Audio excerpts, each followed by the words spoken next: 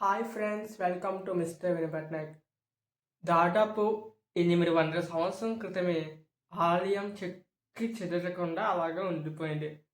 ఒక వీడియో చూడకపోతే వెంటనే చూసేయండి. అలాగే మా ఛానల్ని సబ్స్క్రైబ్ చేయట్లేదు, వెంటనే ఈ వీడియో నచ్చినట్లయితే లైక్ చేయండి, షేర్ చేయండి. ముఖ్యంగా మా ఛానల్ని సబ్స్క్రైబ్ చేసుకొని పక్కన ఉన్న బెల్ ఐకాన్ గట్టిగా క్లిక్ చేయండి.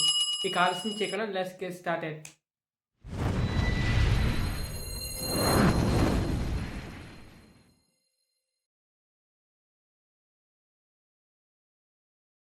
గుడికి తీసుకొచ్చావు.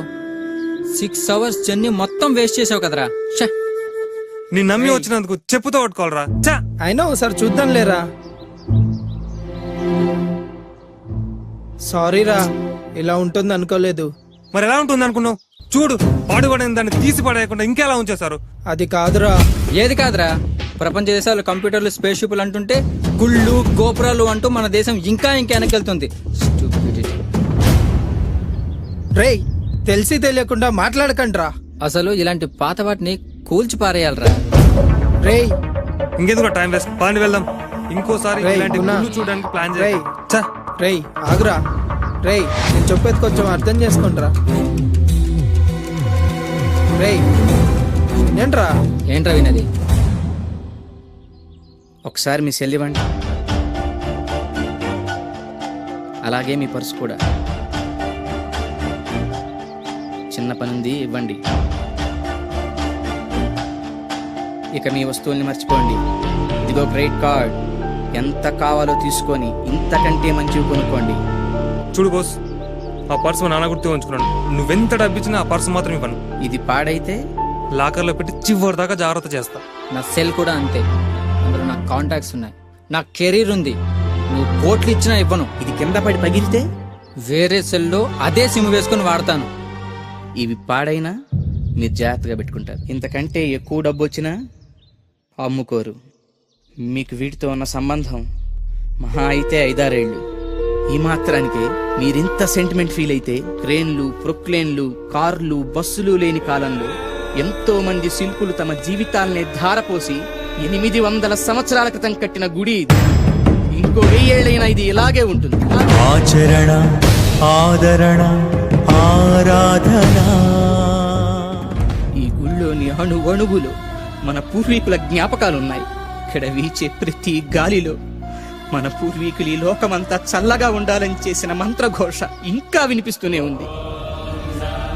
మేము ఈ సెంటిమెంట్లను కాపాడుకుంటారు, మన పూర్వీకుల సెంటిమెంట్లని మాత్రం నిలువునా కూల్చేసి రిసార్ట్లు కట్టాలా? ఎంత తేలిగ్గా చెప్పారు.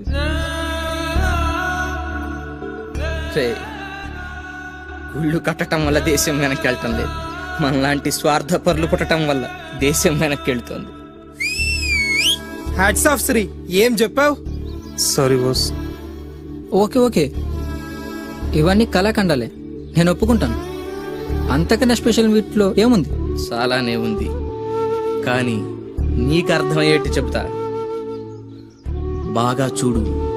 ఇవి పవర్ జనరేటర్స్, ఇవి విండ్ జనరేటర్స్, ఇవి ట్రాన్స్మిషన్స్, ఇవి ట్రాన్స్ఫార్మర్స్, ఇవి ఎలక్ట్రిక్ పోల్స్, ఇవి సెల్ టవర్స్. ఇవి రూపుదిద్దుకోవటం మొదలై కేవలం 200 సంవత్సరాలు, కానీ లక్షల సంవత్సరాలకు ముందే సరిగ్గా ఇలాంటి ఆకారాలతో మన ఆలయాల విమాన గోపురాలు, గాలి గోపురాలు, ధ్వజస్తంభాలు నిర్మించబడ్డాయి.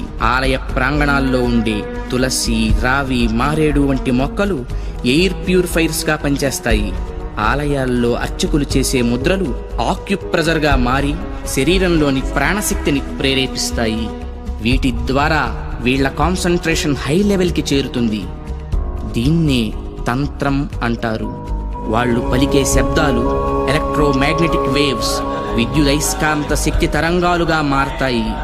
ఆ శబ్దాల అర్థాలు మైక్రోవేవ్స్, సూక్ష్మ భావ తరంగాలుగా పనిచేస్తాయి. దీన్నే మంత్రం అంటారు. గుళ్ళు కట్టేటప్పుడు బంగారం, వెండి వంటి ఖనిజాలతో పాటు నవరత్నాలను భూమిలో నిక్షిప్తం చేస్తారు.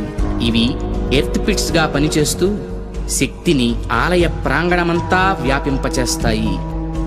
రాతి విగ్రహాల క్రింద, ధ్వజస్తంభాల క్రింద లోహపు రేకులతో తయారైన యంత్రాలుంచుతారు. గాలి గోపురాలపై, విమాన గోపురాలపై లోహ నిర్మిత కలశాలు అమర్చుతారు. ధ్వజస్తంభాలకు లోహపు తొడుగులు వేస్తారు. ఉత్సవ విగ్రహాలను పంచలోహాలతో తయారు చేస్తారు. లోహం శక్తికి వాహకంగా పనిచేస్తుంది. దీన్నే యంత్రం అంటారు. మంత్రతంత్రాల ద్వారా ఉత్పత్తి చెందే శక్తికి ఈ యంత్రాలే రిసీవర్స్. ఇక హైడ్రాలిక్ పవర్ స్టేషన్స్ లో లాగా ఆలయాల్లో జరిగే అభిషేకాల్లో కూడా ఎత్తు మీద నుంచి స్వామి విగ్రహం మీద నీరు పడుతుంది. దానివల్ల పొటెన్షియల్ ఎనర్జీ కైనటిక్ ఎనర్జీగా మారుతుంది. ఇలా మంత్ర తంత్ర యంత్ర ప్రక్రియలతో విశ్వవ్యాప్తంగా ఉన్న ఇంటర్నల్ ఎనర్జీని రిసీవ్ చేసుకొని అందరికీ అందించే కాస్మిక్ పవర్ స్టేషన్స్ మన ఆలయాలు. ఈ జనరేటర్ నుండి ఉత్పత్తి అయిన విద్యుత్తు ట్రాన్స్మిషన్స్ ద్వారా టెర్మినల్ స్టేషన్కి చేరి అక్కడి నుండి సబ్ ట్రాన్స్మిషన్స్ ద్వారా ఎలక్ట్రిక్ పోల్స్ సాయంతో లో వోల్టేజ్ ఇళ్లకు, హై వోల్టేజ్ ఫ్యాక్టరీలకు అందుతుంది. సరిగ్గా ఈ జనరేటర్ లాగే గర్భగుడిలోకి చేరిన శక్తి అంతరాలయమంతా ప్రసరించి పరివార దేవతల ద్వారా విస్తరించి ఎలక్ట్రిక్ పోల్స్ వంటి ధ్వజస్తంభాల సాయంతో సామాన్యుల నుంచి మహాభక్తుల దాకా వాళ్ళ స్థాయికి తగ్గట్టు అందరికీ అందుతుంది. అందుకే గుళ్ళకి వెళ్లే భక్తులు ప్రశాంతతను పొందుతున్నారు, గ్రహణ శక్తిని పెంపొందించుకుంటున్నారు. ఆ శక్తితోనే సమస్యలను పోగొట్టుకోగలుగుతున్నారు. అంటే అర్చకులు ఎలక్ట్రీషియన్సా? యా, అంటే మీరు చదివింది సైన్సా? Common sense. అందుకే గుండె పని చేస్తున్నంత కాలం దేహం బాగుంటుంది, గుడి పని చేస్తున్నంత వరకు దేశం బాగుంటుంది. నవ్య చైతన్య జీవనానికి అంకురార్పణ, భవ్య సౌజన్య భావాల సంతర్పణ, ఆలయాల అవతరణ, ఆలయాల అవతరణ.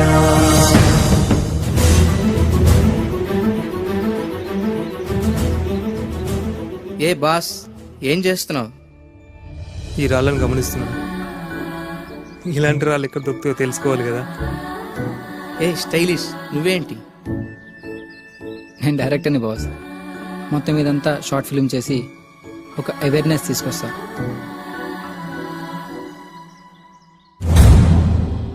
మనం ఫండ్స్ కలెక్ట్ చేద్దాం, ఈ ఆలయాన్ని పునర్నిర్మిద్దాం. కుటిల సంకుచిత తత్వాలపై మహత్వ పవిత్ర జలాల ప్రోక్షణ,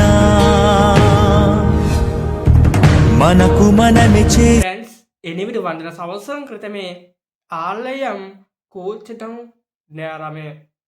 దయచేసి ఈ ఆలయానికి కాపాడుకోండి.